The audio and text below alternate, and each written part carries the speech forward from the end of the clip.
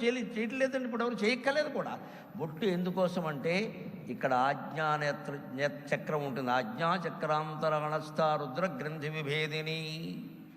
ఇక్కడ ఆజ్ఞాచక్రం అంటే ధరుడై, మూడో నేత్రం మనకి ఇక్కడ ఉంటుంది, శివుడికి ఇక్కడే ఉంటుంది. తేడా ఏమిటంటే ఆయనకి తెరుచుకుంది, మనకి మూసుకుంది, అంతే తేడా.